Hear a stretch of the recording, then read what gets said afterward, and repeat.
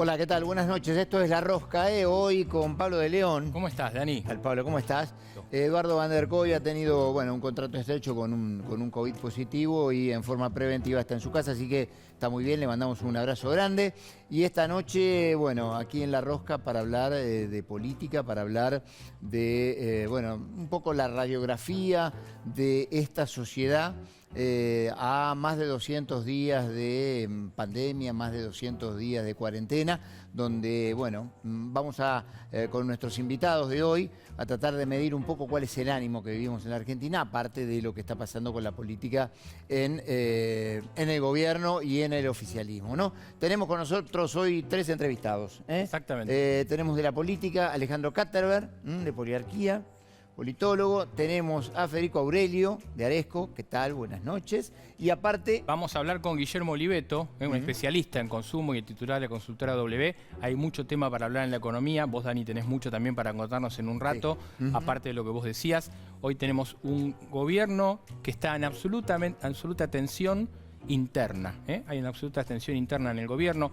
El tema justicia y el tema Venezuela, que vamos a hablar en breve con nuestros invitados, a la cabeza de los temas que tienen a un gobierno y al kirchnerismo en tensión absoluta. Esto es La Rosca y empezamos así.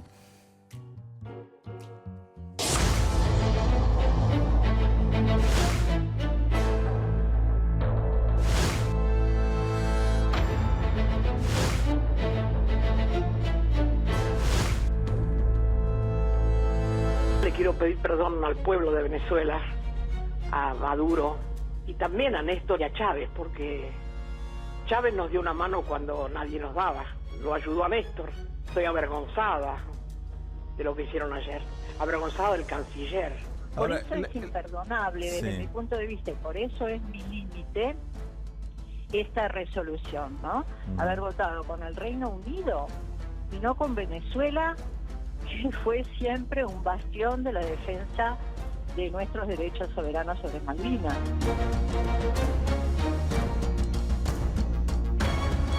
Nosotros no vamos a promover ningún golpe de Estado, nosotros no vamos a promover la defensa de gobiernos autoasignados, como sí sucedió. Nos preocupan los derechos humanos en otros países de la región, como Colombia, como Bolivia, incluso nos preocupan los derechos humanos de la comunidad afroamericana en Estados Unidos. Dios mío, déjame a Chávez allá arriba tranquilito que no vea esto.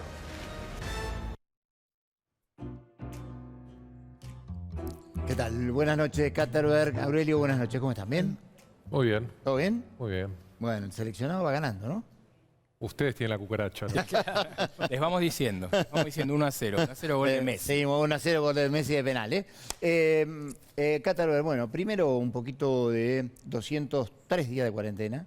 La sociedad, frente a esto me parece que cambió desde el comienzo ahora mucho en términos de la percepción que tienen. ¿Qué es lo que están midiendo ustedes? ¿Qué es lo que midieron respecto a la radiografía de esta situación de la población frente a tanta cuarentena? Claro, hay mucha información que hemos juntado en todos estos meses.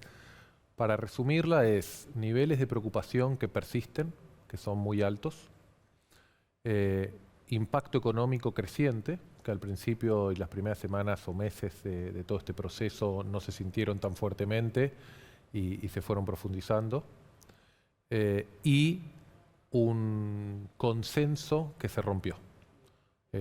Característica principal de los primeros meses de la crisis, de la pandemia y de las decisiones del gobierno, contaban con un nivel de consenso político y social muy, muy elevado, que le sirvió en gran medida al presidente Fernández, pero también a la mayoría de los dirigentes que estaban en la trinchera, ¿no? En la posición de luchar y enfrentar al problema, ya sean gobernadores, intendentes, a mejorar su nivel de popularidad, a mejorar su imagen, y a transmitir un mensaje a la sociedad de que había alguna causa común que superara la grieta. Bueno, eso desapareció, ya desapareció hace varios meses, pero fue un ciclo muy claro que pasó en estos 200 días, ¿no? Hubo una primera etapa en donde la sociedad percibió que la dirigencia política podía llegar a reaccionar de una forma distinta a la que venía acostumbrada, y una segunda etapa de desilusión frente a una dirigencia política que volvió a los reflejos de la grieta, la división y la polarización. Ahora, y además, malos resultados que acompañaron. Una placa que estamos viendo recién, a ver si leo bien, el 76% de la gente pide que hay que flexibilizar más. No, los que piden que hay que flexibilizar más son el 42% de la gente. O sea, que todavía hay un porcentaje y hay un alto. porcentaje, hay un tercio de los ciudadanos que todavía creen que hay que endurecerla aún más. Pero eso fue cambiando, ¿no? Y incluso el apoyo a las medidas del gobierno y a la cuarentena fueron perdiendo a lo largo del tiempo. Así que, para resumir, es niveles de preocupación todavía muy elevados, que igual compiten con otras preocupaciones, seguramente Federico también tiene esos datos, como sea el empleo, la economía, la inseguridad, pero niveles de preocupación y temor por la enfermedad muy altos en un contexto político muy distinto al que teníamos hace unos meses. Ahora, Federico, ustedes tienen esto porque algunos han visto que el tema de la pandemia, el tema de la inseguridad está, pero también apareció el tema de la corrupción. ¿Ustedes qué ranking tienen? Nosotros hablábamos de la interna, en el gobierno, con Venezuela, con la justicia. ¿Qué ranking tienen ustedes en la preocupación de la gente hoy? Bueno, hoy predomina claramente la preocupación por los temas económicos. Al inicio de la cuarentena, por supuesto que se dejó en un segundo aspecto tanto los problemas económicos como la inseguridad y demás. Ahí es donde se produjo esto que contaba Alejandro, donde un apoyo adicional que tuvo el gobierno al que venía teniendo. El gobierno había iniciado su gestión. A ver, esta es la cuestión que requiere la atención prioritaria. Lo podemos observar como 2/3 de los argentinos consideraban que la prioridad al inicio de la pandemia era el coronavirus, y eso prácticamente se invirtió, y hoy el 62%, cuando les presentase el dilema, problemas económicos, ¿a qué le debe dar prioridad el gobierno nacional? El 62% considera que es a los temas económicos y el 32% al coronavirus. Después hay otros problemas estructurales, como el que vos mencionabas, de la corrupción, que cuando vos los medís individualmente está muy alto como preocupación. Surge generalmente esta preocupación de la corrupción cuando se acentúan las crisis económicas. Entonces, en esos casos es donde se ve con mucha preocupación el tema de la corrupción. Uno de los ejes es lo económico, y por supuesto otro es la falta de transparencia o de institucionalidad que consideran que pueden tener varias de las gestiones de gobierno. Katterberg hablaba de la rotura del contrato con la clase política, pareciera. ¿Esto lo paga la imagen del presidente solamente, o en general cómo se encaró el problema del coronavirus, digamos, de la mitad para acá? A ver, yo creo que hay que abrir más la foto. Porque lo que ha estado pasando, los primeros 2 meses, si querés, la agenda pública, política, mediática, estaban 90% dominado por la pandemia del coronavirus, a pesar que los casos y los fallecimientos eran pocos. Sí. En estos últimos 2 meses, sobre todo este último mes y medio, la tendencia es al revés. Tenemos muchísimos fallecimientos, muchísimos contagios, pero la agenda política está dominada claramente por temas que no son la pandemia. Cuando miramos a la sociedad, lo que tenemos que ver es, primero, que estamos frente a una sociedad muy cansada, muy golpeada. No solo por lo que está pasando ahora y por lo que está pasando con el coronavirus, que viene a agregar. Vamos al 3er año consecutivo de recesión con alta inflación. Vamos a 6 de los últimos 9 años con caída del producto, sin falta de crecimiento de los ingresos familiares. Vamos hacia mayor suba de desempleo, de pobreza, de desigualdad.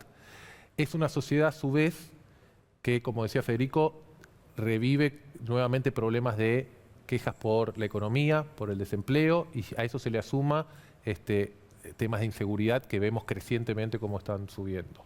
Y a su vez es una sociedad que tiene 2 minorías muy politizadas y muy activas en política, que condicionan el comportamiento de la clase política en general. Entonces, hoy el panorama desde la sociedad argentina es una sociedad muy cansada, y en donde eso se transmite hacia su imagen y apoyo a la política.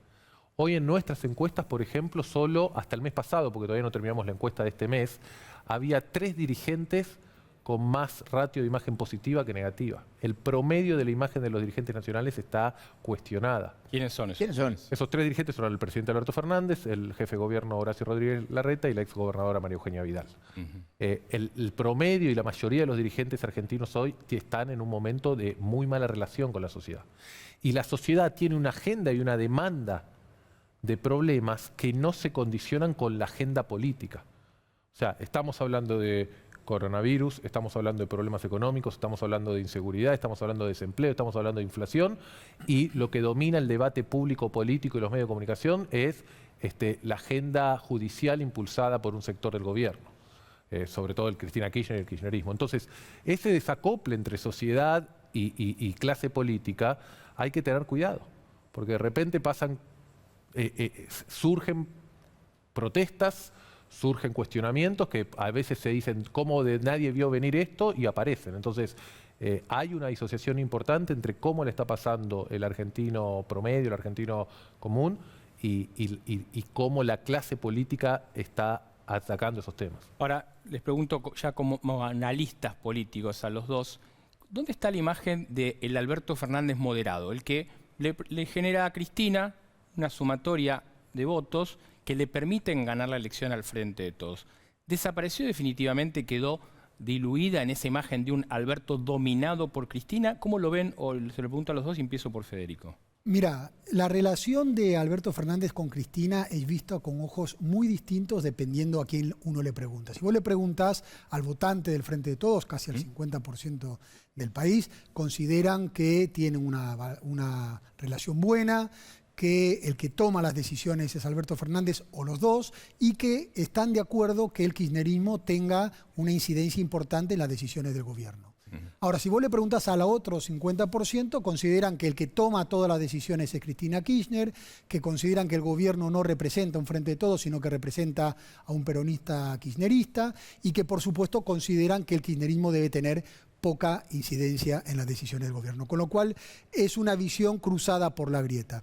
Y justamente en ese sentido quería agregar a lo que estaba comentando Alejandro, que cuando uno le consulta el estado de ánimo de la sociedad sobre los problemas, la valoración es muy negativa sobre todas las cuestiones, inseguridad, economía. Apareció el coronavirus y no solamente no se resolvió, sino que está en sus picos de contagios y demás. Sin embargo, cuando le consultás la valoración o la aprobación de las distintas gestiones, no solamente la del gobierno nacional, sino el promedio de los gobernadores de los gobiernos provinciales, ni hablar el jefe de gobierno de la ciudad de Buenos Aires, todos predomina más valoración positiva que negativa. Sustentado no en que están viendo que se están resolviendo los problemas, sino que fundamentalmente los votantes, en el caso, por ejemplo, del gobierno nacional, y acompañados inclusive por no votantes, en el caso de gobernadores provinciales y ni hablar de Larreta en la ciudad de Buenos Aires, siguen teniendo un compás de espera y la confianza de que pueden resolver los problemas. Y ahí es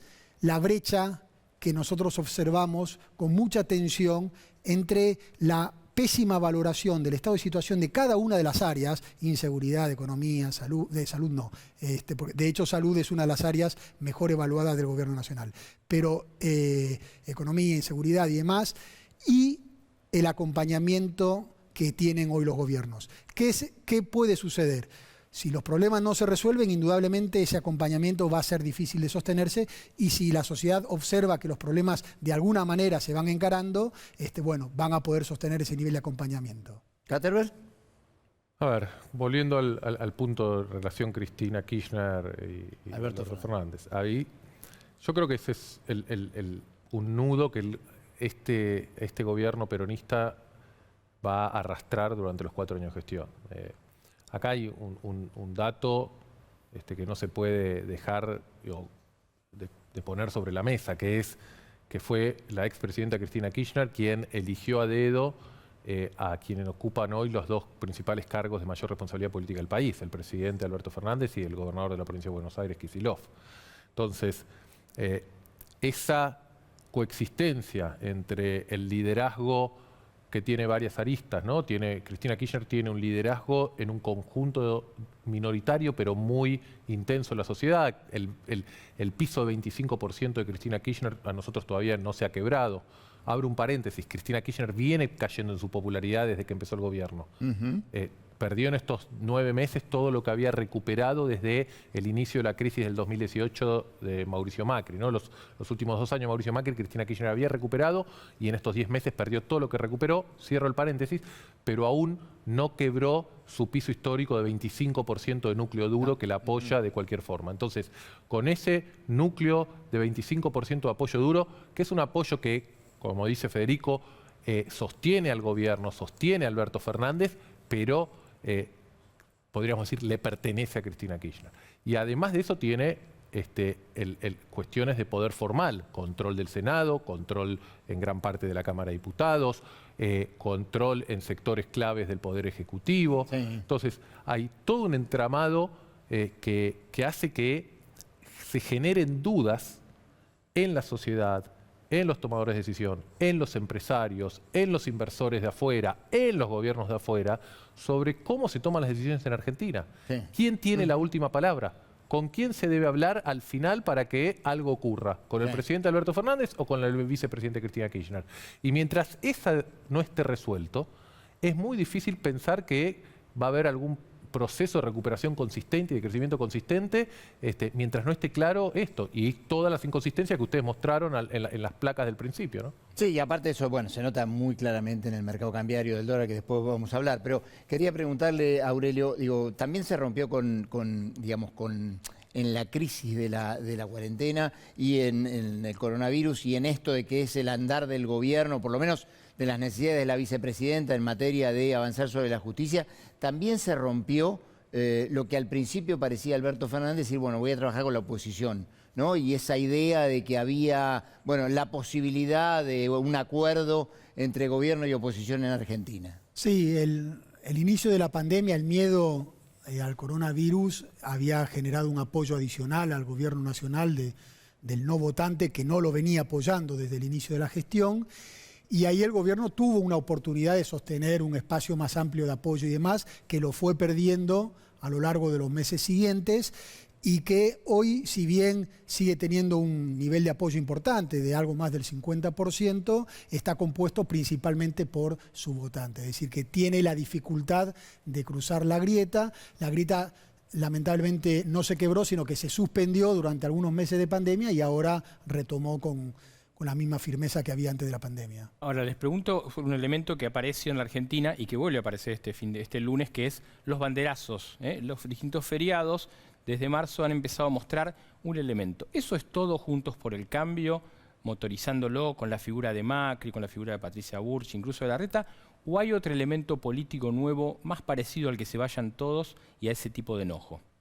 A ver, lo que nosotros vemos en las encuestas, es difícil, no tenemos encuestas y determinado la cantidad de gente que hay, por más que sea mucha gente la que se moviliza, en términos cuantitativos no aparecen cuando uno hace encuestas nacionales. Lo que sí está claro es que el perfil de quienes son más críticos con el gobierno y el perfil de quienes protestan y los motivos por los que se escucha que protestan están más vinculados con el votante más duro de Cambiemos o más antiperonista. El perfil sociodemográfico de clase media alta, urbano, que tiene además motivaciones de índole institucional, justicia, reclamos de libertad, mejor calidad de la democracia, etcétera, etcétera, etcétera. Esa sociedad se había empezado a movilizar ya en el final del gobierno de Macri. O sea, hay una actividad mucho más notoria de ese sector social que por ahí una década atrás no estaba, que en los últimos años del gobierno de Macri, acuérdense, las últimas 2 meses del Macri, la campaña de 30 ciudades, 30 días en 30 ciudades, el acto final con el que Macri se va, hay toda una movilización del sector social. Y eso para el gobierno es esperable. Y es hasta razonable que ocurra y que siga ocurriendo estos años. Yo creo que el problema grave va a estar, y el gobierno va a tener un problema grave, no cuando salga a la calle la clase media, media alta, que se queja por este tipo de temas, sino cuando empiece a salir, si es que ocurre, y si los problemas se siguen profundizando, posiblemente vaya a ocurrir, los sectores bajos o medios bajos, que en su agenda de reclamo no va a ser particularmente los temas judiciales, sino va a ser temas de seguridad, temas de tomas de tierra, temas de narcotráfico, temas de empleo, temas de inflación. Entonces, ahí cuando convivan las dos sectores sociales que tienen demandas distintas quejándose en la vía pública, ahí es donde yo creo que el gobierno va a tener un desafío mayor. Sí, y en ese sentido, Aurelio, me parece que hay algo de esto que es el bono IFE que ya no está para sectores bajos, el Fondo Monetario Internacional que dice que no va a pedir una baja del gasto público, pero va a un ajuste, y la idea de que el gobierno, por lo menos en materia económica, va a tener que ir encaminando las condiciones hacia algún tipo de ajuste. Esto, la sociedad, ¿cómo lo está percibiendo, digo, en materia económica? Bueno, como hablábamos antes, los temas económicos son claramente la mayor preocupación porque la Argentina venía muy golpeada con la economía y la pandemia la golpeó mucho más. Cuando uno consulta el estado de la situación laboral de la gente, se agarra la cabeza, porque respecto a los momentos previos de la pandemia, más del 30% te dice que están teniendo problemas de trabajo, porque su actividad no la pueden desarrollar, porque directamente perdieron su trabajo. Y ni hablar que muchos de los que mantienen su trabajo perdieron su ingreso. De acuerdo a nuestras mediciones, más del 50% de los argentinos tienen menos ingresos que antes de la pandemia, así que ya venían golpeados, ahora golpeadísimos. Por eso antes manifestaba esta brecha que hay entre la valoración que hace la sociedad de los problemas de su día a día y el acompañamiento de las gestiones de gobierno. También hay que tener en cuenta que un bastión del acompañamiento de este gobierno peronista y por su origen y demás es los niveles socioeconómicos más bajos, que son los que más están sufriendo la pandemia, pero a su vez son los que tienen un compás de espera y adicionalmente son los que están siendo ayudados por parte del Estado con alguna de estas, lo que fue la UH, el IFE y las distintas medidas de gobierno. Y aparte hay una percepción, por más que están transitando momentos muy complejos, todos los niveles económicos, pero mucho más los más bajos, de que hay una mejor vocación de este gobierno en preocuparse por los pobres que lo que pasaba en la gestión Macri, donde claramente el sector más crítico que siempre tuvo la gestión Macri fueron los niveles económicos más bajos. Aurelio Katterberg, muchas gracias. Gracias por estar en La Rosca. Gracias. Nosotros vamos acá y vamos a hablar ahora, mira, vamos a unir justo porque recién Federico Aurelio hablaba del tema del empleo, la pérdida de empleo, pérdida de ingreso, y esto un poco se refleja en lo que está pasando con el consumo en la Argentina. ¿Qué decías del IFE vos? Decías que no va a haber un IFE como los anteriores. Bueno, de hecho ya el IFE, ya no, el bono IFE, este bono de los 10.000 pesos que alcanzaba a 9 millones de personas, empezó mensual, después fue bimensual. Claro. Y ahora se está discutiendo si en vez de alcanzar a 9 millones de personas, se reduce a 3 millones de personas y con otras características, que sea algún tipo de contraprestación, que no sea solamente, digamos, una ayuda social. Pero si vemos cómo estamos, lo hablamos con Guillermo Oliveto, que ya está en línea, ¿no? Oliveto, buenas noches, ¿cómo va? Hola, Daniel, buenas noches. ¿Qué tal? Estás? Buenas noches. Guillermo Oliveto, bueno, es un experto en consumo, es el titular de la consultora W. Gracias por estar ahí, Oliveto. ¿Cómo estamos? ¿Bien? Por favor, un placer. Bueno, empezamos por esto, digamos. ¿Qué es la radiografía después de 203 días de cuarentena, ¿no? De un bolsillo, recién Aurelio nos decía, el 50% de la población dice haber perdido ingresos en lo que va del año. ¿Cómo es hoy la característica del consumidor argentino?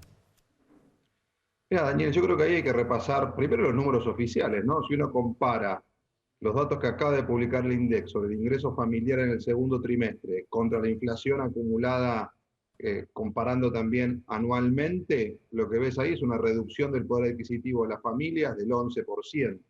Eso es una mezcla de pérdida de poder adquisitivo de los salarios más pérdida de empleo, ¿no? Entonces el conjunto de eso te genera esa caída del poder adquisitivo. Por otro lado, tenés un 40% de la economía, yo lo llamo la economía de la calle, que se vio muy afectada. 15 puntos del gasto promedio de un hogar es todo lo que tiene que ver con el ocio del siglo XXI. Recreación, entretenimiento, cultura, turismo, gastronomía. Bueno, eso estuvo a cero.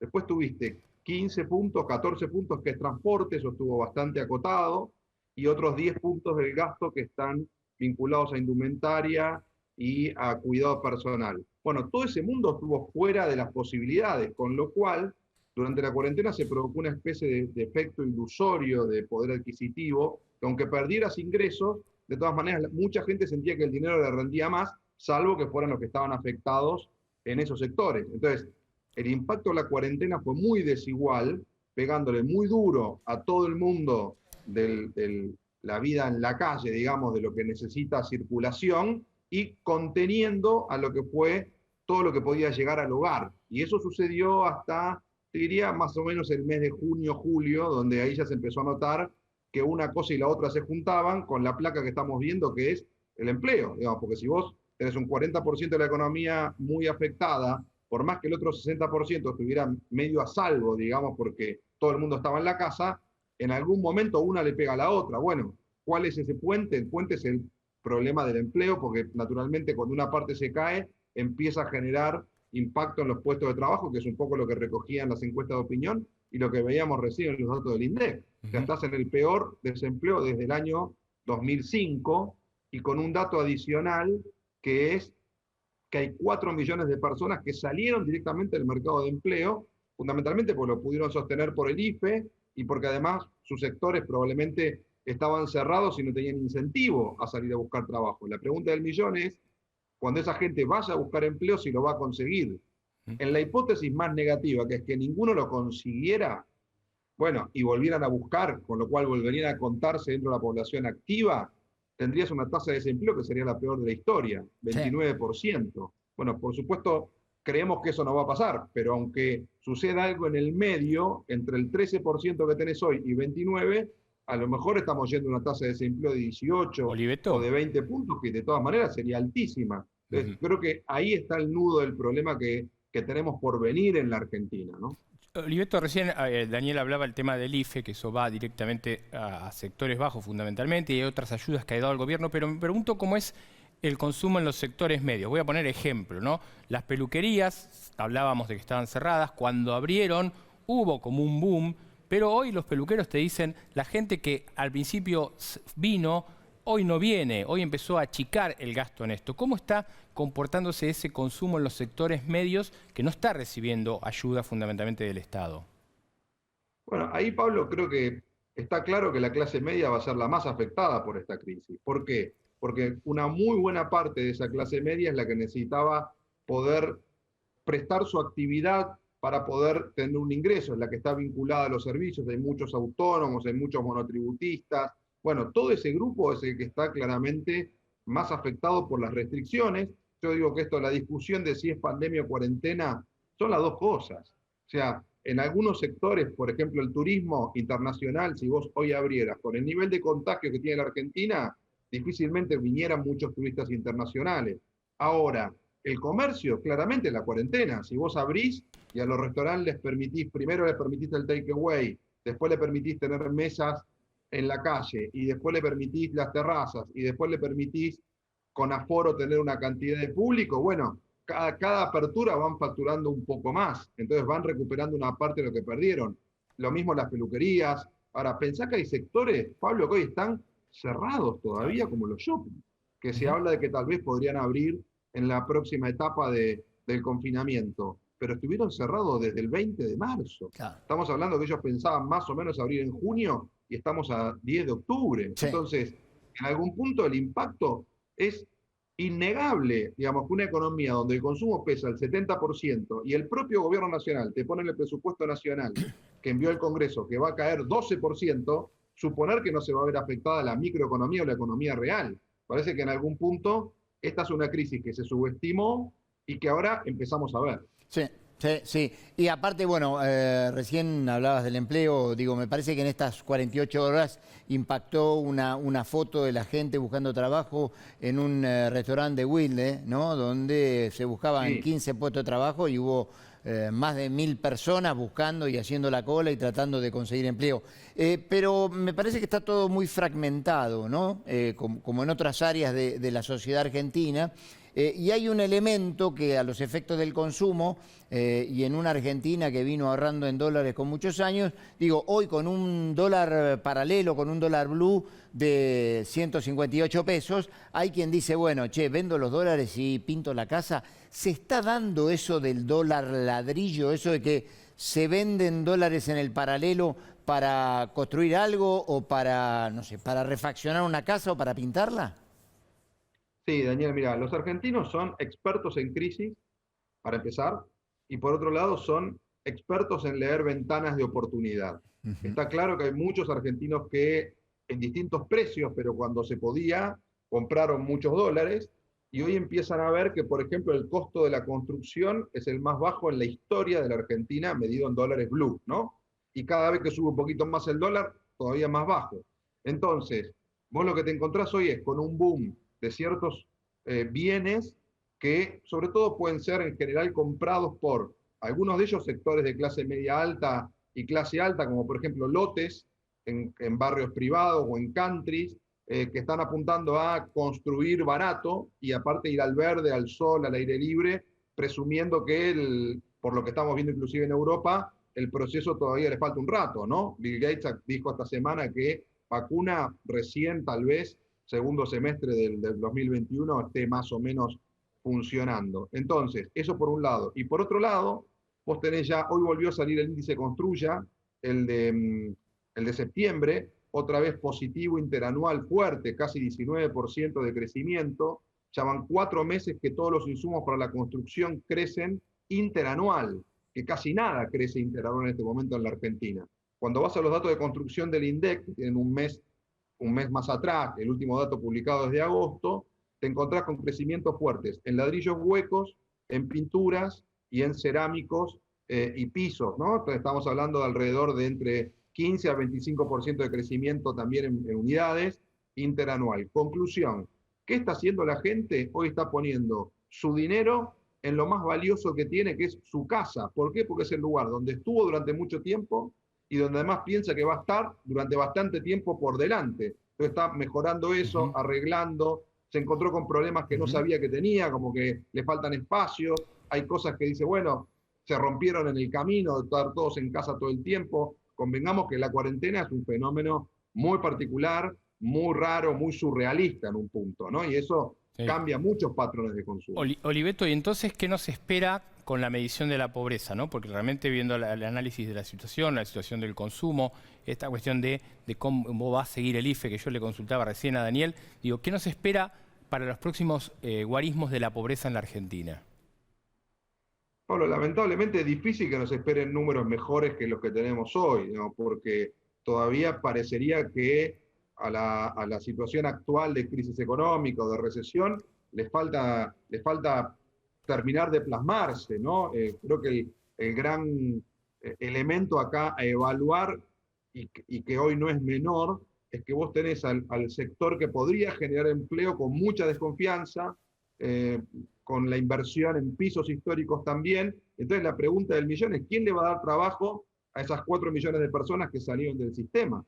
Y creo que eso hoy no tiene mucha respuesta, y es de algún modo lo que plantea, bueno, los desafíos que tiene la Argentina por delante, inclusive más allá del gobierno per se, ¿no? Son desafíos que tocan a toda la sociedad, porque hoy tiene la gente, con todo lo que medimos nosotros, lo que está en este momento percibiendo es un enorme nivel de incertidumbre y con una crisis que es multidimensional. La definen como una estrella de 5 puntas. La crisis la ven como económica, social, política, sanitaria, y un tema en el que yo vengo insistiendo bastante y que se le está pasando bastante por alto en general, o no se está analizando tanto, que es el emocional.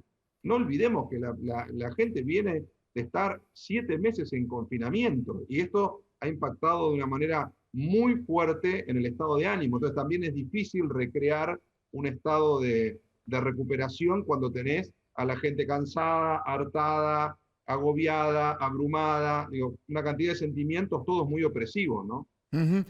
Oliveto, bueno, vos decías que el 70% de la economía argentina es consumo y que por lo tanto, si el consumo está deprimido, es difícil pensar en una reactivación. Sin embargo, el problema es que las economías o se reactivan por el lado de la demanda del consumo, por el lado de la oferta, que es la inversión. Hoy pareciera que en la Argentina está la incertidumbre y la desconfianza en la inversión y el consumo está muy caído. ¿Cómo se puede compatibilizar esto para pensar que hay una salida a la economía argentina y del consumo en el corto plazo? Mira, Daniel, yo creo que, a ver, está claro que vos a medida que abras, como esto fue una recesión globalmente, no solo en la Argentina, autoinducida, porque vos apagaste la economía, y con los confinamientos, con lo cual naturalmente provocaste unas recesiones enormes. Digo, en Italia va a caer 13%, España también, Brasil está mejorando, va a caer aproximadamente entre 5 y 6% según las previsiones de su Banco Central. Bueno, cuando vos vayas abriendo la actividad, vas a ir recuperando dinámica microeconómica. Lo ves en los datos propios de la Argentina, digamos, entre abril, donde el PBI cayó 26%, la peor caída en la historia de nuestro país, a el mes de junio, tuviste caídas en mayo de menos 20, en junio de menos 12, siempre comparando contra el mismo mes del año anterior. Ahora, en agosto, como volviste a cerrar un poco la cuarentena, la caída fue de menos 13. ¿Qué quiere decir esto? Que depende mucho también de cómo manejes la pandemia. Y el problema que hoy tenemos es que parecería que la pandemia está durando bastante más de lo que se preveía. Todos suponíamos que en septiembre, octubre iba a estar terminando. Y eso empieza a tener ese sentido en el AMBA, todavía falta, pero empieza a bajar, pero tenés la situación muy disparada en el interior del país. Entonces la pregunta es, ¿cuándo termina? Bueno, hoy a priori esa pregunta no tiene respuesta. Entonces, ¿de qué modo puede empezar a reactivarse la economía? Es difícil hoy de ver, parecería que en el AMBA empieza a tomar otro ritmo, pero que por otro lado el interior ahora te va a jugar un poco en contra. Entonces el promedio te sigue dando todavía bastante mal. En ese sentido, creo que ni los consumidores están hoy para recuperar la confianza fuerte, ni los inversores están tampoco en ese camino, porque ni ellos ven la demanda y los consumidores a priori tampoco ven el incentivo de salir a gastar porque tienen temor, claro, porque no tienen las reglas claras y porque yo digo, la gente no solo ahora le corrió en el arco, no ve el arco. Y eso la tiene como muy angustiada. Oliveto, tengo una pregunta muy cortita. Vamos a suponer que el Fondo Monetario Internacional, están los especialistas en el país, estuvieron con la UñA, con la CGT, llaman al titular de la consultora W, a Guillermo Oliveto, y le dicen, danos algunos tips de lo que tenemos que tener en cuenta para la Argentina para resolver el problema. Danos unos tips a nosotros que nos vamos con la valija después a Washington de vuelta. ¿Qué les dirías? Lo primero que les diría, Pablo, es que el problema central es el empleo. ¿De qué manera convencen a los empresarios de que hay un escenario de crecimiento potencial interesante en la Argentina y vuelvan a confiar, invertir y a tomar gente? Te diría que eso sería un ciclo parecido al del 2003, si querés, donde después de una crisis muy grave como tuvo la Argentina, se empezó a recuperar el nivel de actividad y fue como dos vasos que naturalmente se conectan, ¿no? Digamos, empezó a crecer la oferta y a la vez eso generó empleo y eso generó más mercado y en definitiva terminó siendo un círculo virtuoso. Ahora, ese era un mundo que empujaba muy a favor de la Argentina y donde la economía de la Argentina estaba muy ordenada. Tenía superávit fiscal y superávit comercial. Hoy tenemos superávit comercial, pero fundamentalmente porque estamos importando muy poco, digamos. Eso te frena también el potencial de recuperación, porque vos sabés que para crecer la economía argentina necesita muchos dólares. Y hoy el problema es que no tiene dólares. Entonces también ahí habría otra de las variables a despejar. ¿De qué manera la Argentina vuelve a generar los dólares que le permitan empujar el crecimiento? Entonces yo creo que los enviados del fondo se van a ir con la percepción de que, como decía Katterberg, hay un nudo en la construcción, yo diría, de la complejidad de la Argentina hoy, fuerte entre lo social, lo económico y lo sanitario. Guillermo Oliveto, estuvo en la rosca. Gracias, Guillermo, por estar aquí. Gracias, Pablo, y bueno, y con un panorama difícil. Nosotros en un minuto vamos a hablar con Pablo de León de, un poco de política, un poco de economía, vamos a hablar del dólar blue, pero antes vamos a repasar los datos de la cuarentena, del coronavirus en la Argentina, datos que siguen siendo muy preocupantes. Ahí tenemos en la pantalla 15.454 nuevos contagios, que hacen un total de 684.824 recuperados, infectados activos 148.817 y hoy se computaron en las últimas 24 horas 485 nuevas muertes. Claro, ¿no? lo grave de este último dato que vos das, los 485, es que marcan el récord de muertes. Este es el día récord de muertes que se conocen en la Argentina. Eso es impactante. Vos contás al principio una cifra muy alta de contagiados, Sí. pero la cifra de muertos del día de hoy es récord. Eso es un dato complicado. Bueno, completo, 22.708 alcanzan los fallecidos por coronavirus en la Argentina. Sí, sí, lejos de esos 10.000 que se decían, bueno, con Macri hubiéramos tenido 10.000, bueno, estamos lamentablemente y tristemente muy lejos. Más que duplicándolo, ¿no? Exacto. Bueno, y vamos a la política con Pablo de León. Bueno, a ver, mañana el presidente de la Nación va a hacer un anuncio. ¿Qué va a contar? Va a contar la nueva fase del aislamiento que termina el día domingo y a partir del 12, que es feriado, empieza una nueva. Sí, bueno, hoy ya lo que se anunció que comienzan las clases, digamos, se abre la posibilidad de que vuelvan las clases con un esquema en el cual los gobernadores van a tener la posibilidad de ir graduando de qué forma comenzará. Todo indica que comenzarán por los años superiores, por quinto año del secundario y después ir bajando, ¿no? Exactamente, y cada gobernador va a tener un semáforo que nivel bajo, un nivel mediano y nivel alto que tiene que ver con cómo está la circulación del virus. Y ahí va a haber cuestiones, la Nación va a intervenir cuando vea una situación complicada. La ciudad, por ejemplo, hoy se dice estaría en un semáforo medio. Ojo que esto tuvo mucho problema político, ¿no? Porque el tema de las clases se trabó y se logró destrabar en una cumbre entre los jefes de gabinete. Santiago Cafiero, de la Nación, Felipe Miguel de la ciudad y Carly Bianco de la provincia, ellos terminaron de destrabar porque hubo un momento, porque te acordás que Trota dijo, mañana voy a dar buenas noticias, o hace 2 días. Sí. Y al otro día no hubo ninguna buena noticia, que todos los padres, la verdad, estamos esperando. Y ahí esa reunión fue clave para destrabar. Con lo cual Alberto Fernández mañana, en un mensaje que va a dar él solo, esta vez no hay foto ni con el amigo Horacio, ni con el amigo Axel. Ni tampoco locutora. No, exactamente. Ni tampoco locutora que da mensaje aséptico, digamos. Exactamente. ¿No? Vuelve la política. Vuelve Alberto, habla solo, va a poner un eje fuerte en lo que vos decías en el tema de las clases, pero también va a empezar a hablar en un tema que tiene que ver con la responsabilidad de cada distrito. Sí. Vos vas a ser Córdoba, tenés una responsabilidad. Vos sos la provincia de Buenos Aires, tenés una. Vos sos Formosa, La Pampa, por ejemplo, que tienen pocos casos, bueno, tenés otro tipo de responsabilidad. En ese eje va a pasar esta nueva etapa que va a ser como un nuevo momento más federal. ¿Qué quiere hacer? Lo que supuestamente se aplicó en el AMBA, hoy con una meseta de 900, 800 y pico de contagios por día en la ciudad, y una meseta mucho más alta, pero más o menos estabilizada en la provincia de Buenos Aires, replicar, pensá que en un momento el AMBA era el infierno, ¿no? Sí. Con esto.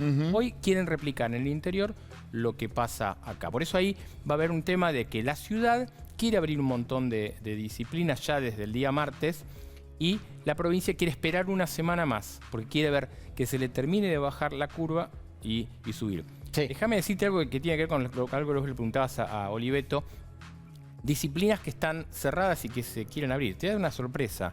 Los albergues transitorios podrían llegar a entrar en esta, si no es en esta semana, en la otra semana. Porque ¿qué tiene que ver? Con todo un sector que está fundido absolutamente, igual que el de los gimnasios. Sí.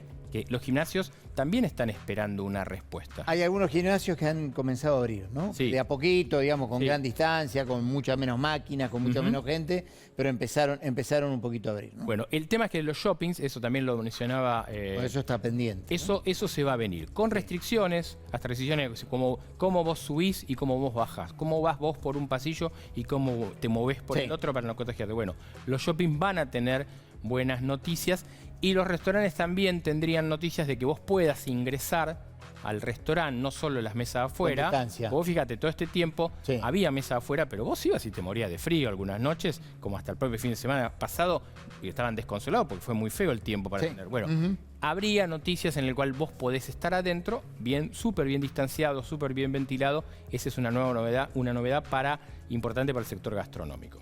Bueno, y el dólar es el otro tema que íbamos a tratar. Hoy hubo noticias del Banco Central, volvió a subir la tasa de interés, anunció un aumento de la tasa de interés y anunció también que para las empresas que tienen que refinanciar su deuda con el exterior, que había sido muy duro porque las invitaba a refinanciar el 60% de la deuda, puede llegar a haber dólares. Pero lo cierto que lo que pasó esta semana es que por un lado el Banco Central cerró el goteo en forma importante, en algunos días recuperó, tuvo la posibilidad de comprar muy poco y también de vender muy poco. Con lo cual el cepo en lo que es los $200, el cupo de $200, está cerrado. Claro. Y con el nivel de reservas que tiene el Banco Central, con esto podría navegar sin ningún problema si es que las ventas que tiene por día son de 20 millones, 30 millones de dólares, las ventas netas. Claro. El problema es que, primero, está pendiente todavía la liquidación de dólares fluidos por parte de los exportadores, y los productores que son más remolones, que aparte a los cuales le han bajado 3 puntos las retenciones, claro, no a los exportadores le dieron un poquito una rebaja mayor, pero aparte el problema que tenés es que cuando cerraste el goteo del cupo de los $200 se te disparó el paralelo. Claro. Se te disparó el dólar blue de 157, 158 pesos, la brecha, la distancia entre uno y otro del 100%. Evidentemente, cuando hay una brecha de esta magnitud, es muy difícil pensar que el esquema sea sostenible en el tiempo. ¿Por qué? Bueno, porque es claro, cuando hay un dólar que está 100%, cuesta el doble de lo que cuesta el otro, automáticamente hay parte de los precios que se empiezan a fijar en función de ese dólar más alto y no del dólar más bajo. Entonces, genera una inestabilidad importante y un problema a la hora de fijar los precios y con el resultado inflacionario. Así que el esquema, bueno, hoy subieron la tasa de interés para los bancos para que puedan colocar fondos, está todavía en ajuste y está el tema todavía de, bueno, ¿cuándo van a entrar dólares? Porque puede ser que el Banco Central haya cerrado el grifo y que por lo tanto el goteo sea muchísimo menor. Pero el tema es cómo recuperas dólares. ¿Y dónde está la esperanza del ingreso ese de dólares? ¿En las aceiteras, en las cerealeras? Y lo que pasa es que las aceiteras y las cerealeras se habla de cifra de 2.000 millones de dólares, que es lo que esperaría el Banco Central. Digo, si fuese más, haría una fiesta. Pero el tema es que cuando vos decís, bueno, ¿hasta dónde dura este puente? ¿Hasta cuándo hay que sostener? ¿Hasta cuándo hay que apretar las muelas en este esquema cambiario? Te dice, bueno, no, mirá, hasta fin de año mínimo. Pero aparte, para que lleguen los dólares de la soja, tiene que ser abril del año que viene. Claro. Es mucha la distancia, claro, es muchísima la distancia. Y en el medio, ¿qué hay? Bueno, una negociación con el fondo que puede contribuir a la confianza, pero en el trasfondo, lo hablábamos con Katterberg, con Aurelio, también con Oliveto, el tema es la confianza, ¿no? Y esa confianza está ausente y mucho en el mercado cambiario, básicamente. ¿Y el fondo? Te pregunto así. El fondo, bueno, el fondo va a dar una vueltita. Georgieva, la titular del fondo, adelantó que que no va a pedir un ajuste. En realidad el gobierno está encarando un ajuste, ¿no? O sea, cuando uno mira lo que está pasando con esto del IFE, que antes era mensual, ahora es bimensual, el desenganche de la fórmula para actualizar las jubilaciones, digamos, el ajuste está en marcha. Digo, si uno mira la provincia de Buenos Aires, el aumento a los estatales del orden del 14%, con una inflación que puede andar por el 40%, ¿no? Que en otro momento hubiese sido impensable, pero todos están empezando a ajustar un poco. El fondo, bueno, viene con una... ¿Por qué te digo viene a dar una vueltita? Porque me parece que lo que va a hacer es, llega en este momento en el cual la Argentina cambió su posición respecto de Venezuela, en el cual hay elecciones en los Estados Unidos, y me parece que, por lo tanto, va a haber como una idea de, bueno, lo vamos viendo acá a fin de año. El tema es que quieren cerrarlo antes de fin de año, claro, el gobierno, porque claro, el año que viene ya es año electoral, y en año electoral hay algunos temas, como el del dólar, que tenés que tener más o menos controlado, no tener problemas. Y no dar malas noticias en un año electoral. Y tenés que tratar de no darlo. Claro. Nosotros vamos a un pequeño corte y ya volvemos con Pablo para hacer las cartas en la rosca hoy,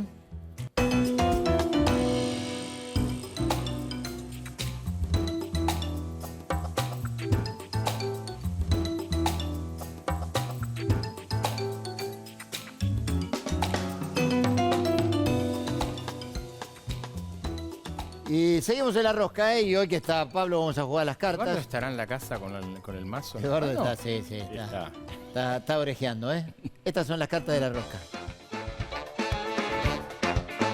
Hoy con honor a Pablo, ancho de espada. Sí, viene.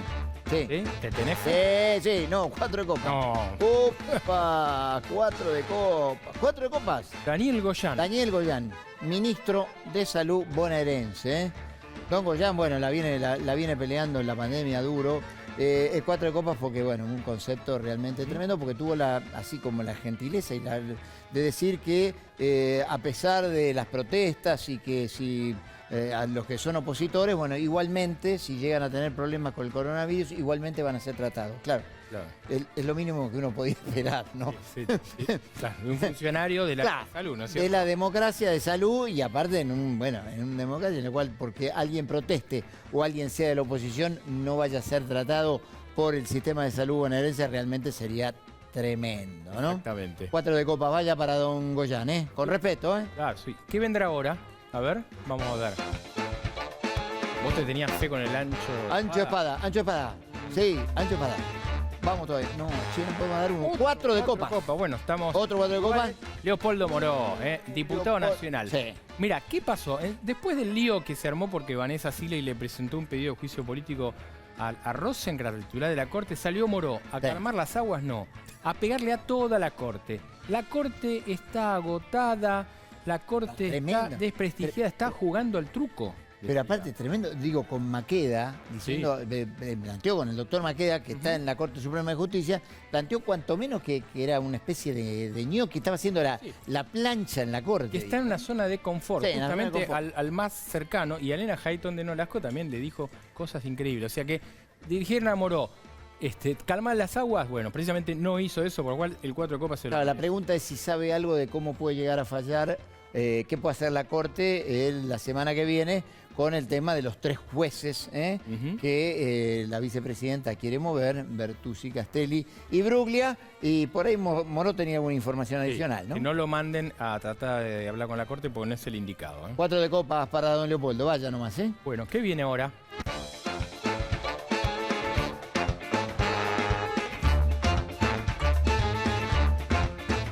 Ancho de oro, bien, vamos todavía. Tuyo. Vamos todavía, Cristalina Georgieva, la directora titular del Fondo Monetario Internacional, que, bueno, dijo que no viene a la Argentina con ánimo de hacer la misión que llegó a la Argentina y que está actualmente en la Argentina, se va a quedar hasta el fin de hasta la semana que viene.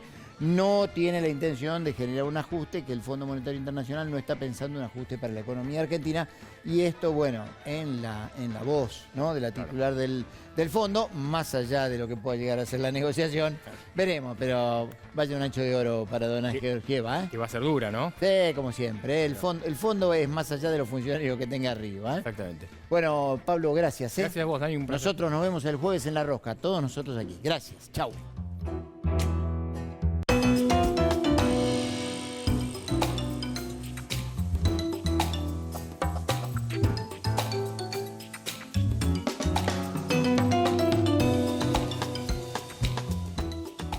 Cobre, oro, litio y plata. Los minerales convierten a la minería en la gran promesa argentina. Adrián Mercado presenta San Juan, Factor de Desarrollo de la Minería Argentina. Organizado por Panorama Minero. Invita Grupo Adrián Mercado. Cachamay, un saludable momento. Llegó Fiat Toro 2020. Llegaron los todopoderosos. El Plan Detectar está llegando a cada barrio de la ciudad. Estamos haciendo una búsqueda activa de nuevos casos para identificarlos y resguardarlos. Cuidarte es cuidarnos. Buenos Aires Ciudad.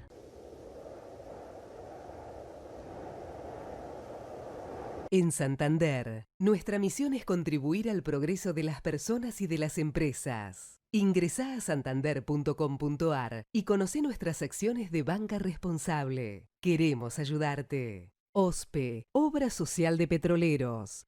Opera online en ospesalud.com.ar.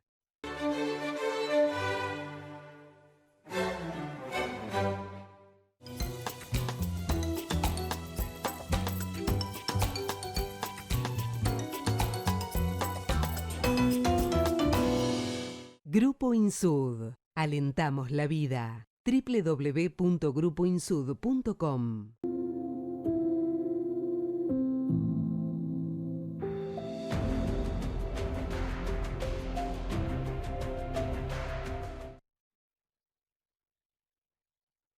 Banco Ciudad te quiere ver crecer. Nacimos en Argentina, crecimos en Latinoamérica y nuestro mercado es el mundo. Arcor, alimentando momentos mágicos. Parque Tecnológico Silicon Misiones. El futuro ya está aquí. Gobierno de Misiones. Auspicia Banco Hipotecario. Si tuviste COVID-19, podés ayudar a salvar vidas.